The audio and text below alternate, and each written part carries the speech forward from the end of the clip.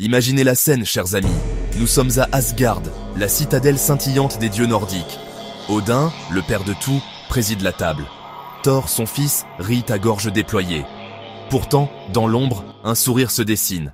C'est lui, Loki. Soudain, Sif pousse un cri d'horreur. Sa magnifique chevelure dorée a disparu. Pendant son sommeil, quelqu'un l'a tondue. Tous les regards se tournent vers le seul capable. Loki, le dieu de la ruse, vient de frapper. Ce n'est pas une déclaration de guerre. C'est un acte de pur chaos. Cet acte révèle la nature même de Loki. Un être capable du pire par simple ennui. Pour chaque problème qu'il crée, il en résout un autre. C'est le paradoxe de Loki. Alors, qui est vraiment cet être insaisissable? Un dieu, un démon, un géant? La vérité est nuancée. Il est tout cela à la fois. Pour percer ses secrets, il nous faut remonter à ses origines troubles. Voyage au cœur des brumes du Nord, à la rencontre du plus humain des dieux. Pour bien comprendre la place unique de Loki, il faut se plonger dans la cosmologie nordique. Au sommet se trouve Asgard, royaume d'Odin et des dieux As. Les dieux protègent contre les forces du chaos, incarnées par les géants de Jotunheim. Son père est le géant Farboti, et sa mère est Laufey. Loki est donc un sang mêlé, un pont vivant entre les dieux et les géants. Cette dualité est la clé de sa personnalité. Il a été accepté à Asgard, parce qu'il a scellé un pacte de sang avec Odin. Ils sont devenus frères de sang, un serment sacré. Mais comment être loyal quand votre nature même est double? Cette position d'étranger privilégié lui confère un rôle particulier. Il peut voir les failles de leur société, les ridicules de leur arrogance. Il est le bouffon de la cour, le conseiller dont les avis sont brillants et dangereux. Il est à la fois dans le cercle et en dehors. Il peut voyager entre les mondes, changer de forme, changer de sexe, se transformant en saumon, en mouche ou encore en jument. Cette fluidité est le symbole de son identité. Son intégration à Asgard est une sorte de bombe à retardement. Ils savent qu'ils ont accueilli un loup dans la bergerie. Cette tension permanente sera le moteur des plus grandes sagas nordiques. Loki est avant tout le dieu de la ruse, l'artisan de la tromperie. Son intelligence n'est pas celle d'Odin. Non, l'intelligence de Loki est vive, pratique, amorale. C'est l'esprit qui trouve la faille, l'échappatoire, la solution inattendue. Il est le maître des mots, capable de convaincre n'importe qui de n'importe quoi par des discours flatteurs ou des mensonges éhontés. Il ne se bat pas avec un marteau ou une épée, mais avec son esprit comme seule arme. Souvenez-vous de l'enlèvement d'Idun, la déesse qui gardait les pommes de jouvence. C'est Loki, sous la contrainte du géant Thiazi, qui la livre à son ravisseur. Sans leurs pommes, les dieux commencent à vieillir, à perdre leur vigueur. C'est alors que Loki, se transformant en faucon, récupère Idun et la ramène saine et sauve. Il a créé le problème, puis l'a résolu de manière spectaculaire. Lorsque les dieux veulent retrouver le marteau de Thor, Loki suggère que Thor se déguise en Freya. Imaginez la scène. Loki se déguise en servante et l'accompagne, utilisant son esprit vif pour dissiper les soupçons. La ruse fonctionne et Thor récupère son arme. Cette capacité à changer de forme et même de genre est fondamentale. Dans une société guerrière et patriarcale, Loki représente la transgression ultime. En se transformant en jument, il enfantera Sleipnir, la monture à 8 pattes d'Odin. Il est la preuve vivante que l'identité est fluide, malléable, une idée incroyablement moderne. La colère de Thor est si grande qu'il menace de briser tous les os de Loki. Pour sauver sa peau, Loki se rend à Svartalfheim, royaume des nains. Les fils d'Ivaldi, forgerons de génie, créent la chevelure d'or pour Sif. Ils créent aussi Skidbladnir, le navire qui se plie, et Gungnir, la lance qui ne manque jamais sa cible. Loki, grisé, va trouver Brok et Eitri et parie sa tête. Eitri à la forge. Brok actionne le soufflet. Loki se transforme en mouche pour saboter. La mouche pique Brok à la main, puis au cou, enfin sur la paupière. Brok perd une seconde et lâche le soufflet. Les nains présentent Draupnir, Goulimbursti, le sanglier aux soies d'or, Mjolnir, le marteau aux manches trop courts. Les dieux jugent. Mjolnir retenu comme défense contre les géants. Brok réclame la tête de Loki. Loki se défend. Il a parié sa tête, pas son cou. Brok coule les lèvres de Loki. Le vol des cheveux de Sif a mené à la lance d'Odin, le marteau de Thor, le bateau de frère. Loki, catalyseur, il met les dieux en danger, mais les rend plus forts. Peu après la grande guerre entre les dieux Ases et Vanes, les murailles d'Asgard sont en ruine, laissant la citadelle vulnérable.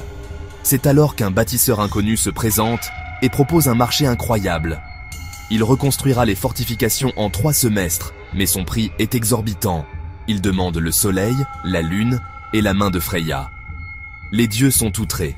C'est une proposition impensable. Ils sont sur le point de refuser quand Loki intervient avec son habituelle assurance. Il propose que le bâtisseur n'ait qu'un seul hiver, sans aide humaine, et qu'il ne manque pas une seule pierre. Les dieux, convaincus de l'impossibilité de la tâche, acceptent le serment. Le bâtisseur ne demande qu'une chose, pouvoir utiliser son étalon, Svadilfari. Les travaux avancent à une vitesse prodigieuse. L'étalon fait le plus gros du travail. L'hiver touche à sa fin, et il ne reste plus que la porte à construire. La panique s'empare d'Asgard. Les dieux réalisent qu'ils vont tout perdre. Ils se tournent, furieux, vers Loki et le menacent de mort. Loki se transforme en jument, en chaleur, et attire Svadilfari dans la forêt. Au matin, le travail n'est pas terminé. Le bâtisseur révèle sa vraie nature, un géant. Thor revient et fracasse le crâne du géant. Asgard est sauvé, et Loki reviendra avec Sleipnir. Si les ruses de Loki profitent parfois aux dieux, sa nature chaotique porte les germes de leur destruction. Nulle part cela n'est plus évident que dans sa progéniture. Avec la géante Angrboda, il a 3 enfants qui feront trembler les 9 mondes. Ces enfants sont des prophéties vivantes, les instruments du Ragnarök. Le premier est le loup Fenrir, qui grandit à une vitesse effrayante. Seul le dieu Tyr ose encore l'approcher pour le nourrir. Les dieux lui présentent 2 chaînes massives que le loup brise par jeu. Les nains créent Gleipnir, fait de bruit de pas de chat et de barbe de femme. Tyr place sa main dans la gueule du loup en gage. Quand Fenrir réalise qu'il ne peut briser le lien, il coupe la main du dieu. Le deuxième enfant est Jormungand, le serpent de Midgard. Odin, horrifié par sa taille, le jette dans l'océan qui entoure le monde. Le serpent grandit jusqu'à encercler le monde entier et mordre sa propre queue. Thor et lui développeront une haine viscérale, s'affrontant à plusieurs reprises. Enfin, il y a elle, la 3e enfant. Une moitié de son corps est celle d'une femme magnifique, l'autre, celle d'un cadavre en décomposition.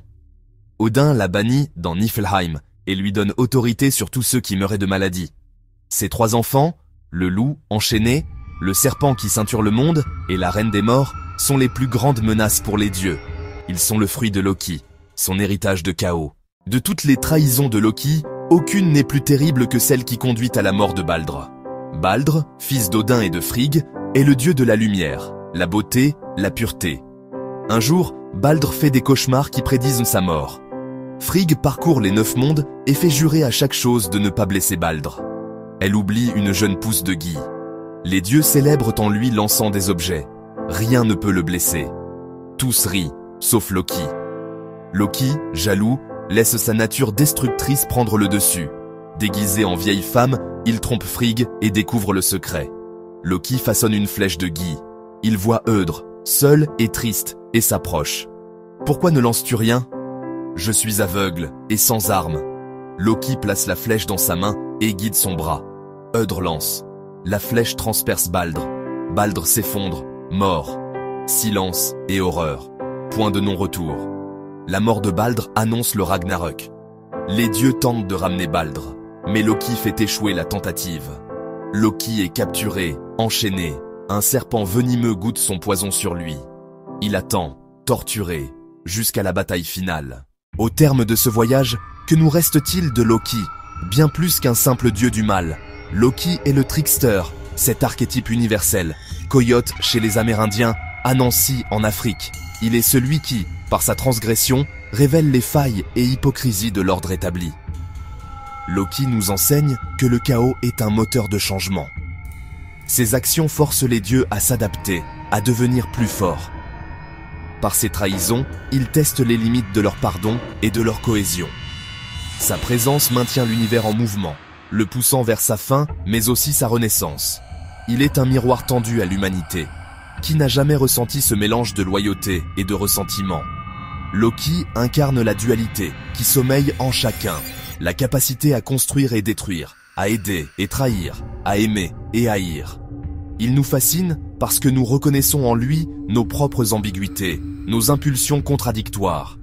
En définitive, Loki n'est ni bon ni mauvais. Il est nécessaire.